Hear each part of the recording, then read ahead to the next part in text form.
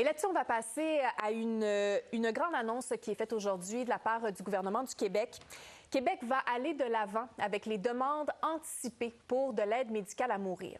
Alors, ces demandes vont être permises à partir du 30 octobre. Et là, vous comprenez donc que c'est une initiative de Québec parce que Ottawa, lui, refuse encore de modifier le code criminel. C'était une mesure qui était attendue depuis très longtemps par des patients et de même que des gens dans le milieu de la santé, des médecins, des infirmières praticiennes spécialisées également. Alors, j'en parle immédiatement avec le docteur Georges L'Espérance, qui est président de l'Association québécoise pour le droit de mourir dans la dignité. Docteur L'Espérance, bonjour. Oui, bonjour madame. Merci beaucoup de l'invitation. Bien, on est très heureux de pouvoir vous recevoir tôt ce matin à la suite de cette nouvelle qui est sortie d'abord dans la presse ce matin et qui a été confirmée par la suite par le ministère. Comment vous réagissez, donc, le fait de savoir que maintenant, ces demandes anticipées vont être possibles dès la fin octobre? Une réaction de grand soulagement pour tous ces patients-là, premièrement. Une réaction de remerciement sincère à la ministre Bélanger qui a mené ce combat ou ce projet de loi jusqu'au bout, et au ministre Jolin Barrette qui a trouvé la voie de passage pour les prérogatives du Québec en matière de justice et de santé surtout. Il faut bien savoir, et puis évidemment beaucoup de soulagement pour tous ces patients-là. Oui. Au moment où on se parle, il y a environ 3 % de la population qui est atteinte de maladie d'Alzheimer, ce qui est la plus connue des maladies, des pathologies neurodégénératives cognitives. Au-delà de 80 ans, c'est 20 % de la population qui est touchée. Et au-delà de 90 ans, c'est encore plus une progression algorithmique. Donc, c'est extrêmement important. Et la population québécoise était en faveur de telles modifications des demandes anticipées à niveau de 88 % et la population canadienne à 83 %. Donc, c'est une demande qui est très importante. Oui, allez-y. Qu'est-ce que ça va changer concrètement, justement, pour une personne qui est atteinte de la maladie d'Alzheimer? Parce que là, le problème, c'est que la personne malade devait être capable jusqu'à la toute fin de formuler la demande. Jusqu'à la toute fin, il devait avoir la lucidité pour le faire. Alors que maintenant, c'est là vraiment que les choses vont changer. Vous avez parfaitement raison. La loi de l'aide médicale à mourir est basée sur le consentement de la personne qui, jusqu'à la dernière minute, sauf quelques conditions pour les patients atteints, par exemple, de cancer, mais jusqu'à la dernière minute, le patient doit donner son accord. Ce qui fait qu'actuellement, et depuis la loi, depuis 2021, surtout les modifications, un patient atteint d'Alzheimer peut obtenir l'aide médicale à mourir tant qu'il en est conscient et qu'il le demande. Donc, ce qui veut dire qu'il peut perdre quelques mois, quelques années d'une vie encore intéressante avec ses proches. Tout le monde connaît l'histoire de Sandra de Montigny. Sandra est encore active avec ses enfants, avec son conjoint, etc. Exactement, d'Alzheimer précoce. Cette loi permet à ces gens-là d'être en paix, de gagner la sérénité qu'il leur faut pour dire « j'ai une maladie qui, de toute façon, va m'amener vers ma mort dans des conditions effroyables, mais maintenant, je sais que je pourrai attendre jusqu'au moment où je ne suis plus conscient de ma condition, et là, je pourrai obtenir l'aide médicale à mourir, au choix pour chaque personne de décider quelles vont être ses limites. Je donne souvent l'exemple de, par exemple, quand je ne reconnaîtrai plus mes enfants, ou par exemple, quand je ne serai plus capable d'aller à la toilette seul. Exemple. Mais chaque personne aura, selon ses propres valeurs, la capacité de dire quelle est sa limite, même si elle est devenue inconsciente.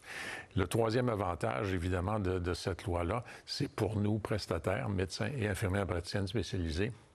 Le ministre Jolin Barrette a, semble-t-il, trouvé une voie de passage. Oui, c'est ça. Il envoie la directive, finalement, au directeur des poursuites criminelles et pénales de ne pas poursuivre les médecins, les infirmières praticiennes spécialisées, les seules personnes qui peuvent pratiquer l'aide médicale à mourir, donc de ne pas les poursuivre. Alors, même si le code criminel n'est pas changé, on dit au Québec, il n'y aura pas de poursuite. Est-ce que vous pensez que ça va être suffisant pour rassurer les professionnels de la santé? Je pense que pour un certain nombre, oui. Peut-être pas pour tous, mais je crois que oui. De toute façon, il y a déjà eu des précédents, en 1976 pour l'avortement au Québec.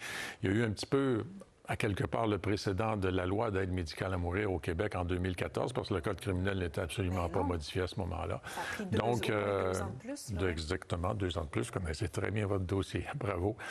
Donc, il y a des précédents. Maintenant, est-ce que tout le monde va être confortable? Les prestataires? Probablement pas, mais je sais qu'il y en a plusieurs qui vont l'être. Moi, le premier, et d'autres. ça reste qu'il faut avoir eu un diagnostic, dans le fond. Absolument. On ne peut pas arriver, avancer en âge et commencer tout de suite à émettre des dernières volontés. Pas du tout.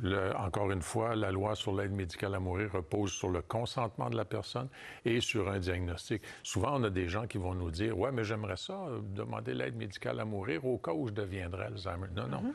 Non, il faut avoir un diagnostic, quel qu'il soit, mais il faut avoir un diagnostic, pathologie d'Alzheimer, mais de cancer ou tout ce que vous voudrez pour le reste de la loi. Ça prend un diagnostic et c'est tout à fait normal. Oui.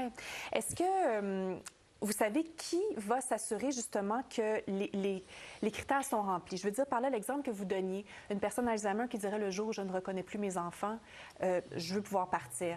Qui va justement venir mettre le sceau? Est-ce qu'il faut nommer un mandataire? Comment ça va fonctionner? Il y a des éléments qui sont déjà dans la loi actuelle qui a été adoptée en juin 2023. Maintenant, les règlements, puis le diable est dans les détails. Les détails du règlement, on va les connaître plus tard. Je sais que la ministre a travaillé très fort là-dessus avec des comités.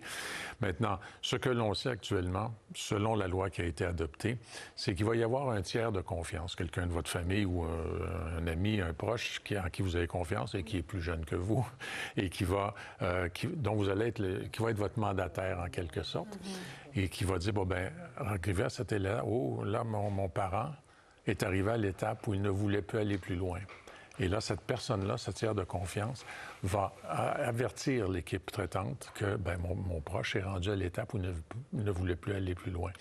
Et à ce moment-là, à charge pour l'équipe traitante d'évaluer si vraiment le patient est rendu à cette étape-là. Donc, il y a deux protections en quelque sorte.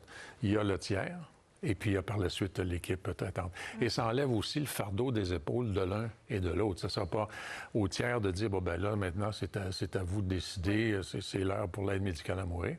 Puis en même temps, c'est pas à l'équipe médicale non plus de dire, à chaque fin de semaine, on va faire le tour de nos patients qui sont pas tout à fait adéquats.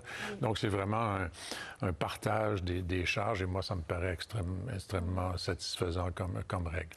On verra à l'usure. Oui. Docteur L'Espérance, en terminant, je comprends donc que selon vous, il y avait un besoin, justement, pour ce type de demande-là. Clairement, au point de vue médical, puis clairement établi par la société, par les patients. Donc, si on s'attend à une augmentation de la demande pour l'aide médicale à mourir, est-ce que les ressources sont suffisantes dans la province pour y arriver? Les ressources pour l'aide médicale à mourir, c'est une infirmière pour installer des cathéters et puis aussi des médecins, des prestataires ou infirmières praticiennes spécialisées pour donner le soin. Moi, je crois que oui. Actuellement, il y a 3 % de la population qui est touchée par un diagnostic d'Alzheimer. Ça ne comprend pas ceux qui viennent d'avoir leur diagnostic ou qui ont un diagnostic qui n'a pas été émis dans les grandes règles. Mais rendu à 20 30 % quasiment de la population, ça va demander plus de ressources. Mais encore une fois, la société va progresser, les médecins aussi vont progresser et on verra quelles sont les règles exactes mises en place. Mais en tout cas, merci beaucoup à la ministre et aux deux ministres, en fait. Oui, c'est ça. Bien, la ministre, justement, Sonia Bélanger, elle sera en entrevue avec nous un peu plus tard ce matin, vers 10h15, pour tous les détails. Mais, docteur Georges Espérance, vraiment de très bonnes précisions. Merci beaucoup de vous être déplacé ce matin. C'est moi qui vous remercie. Bonne journée à vous aussi.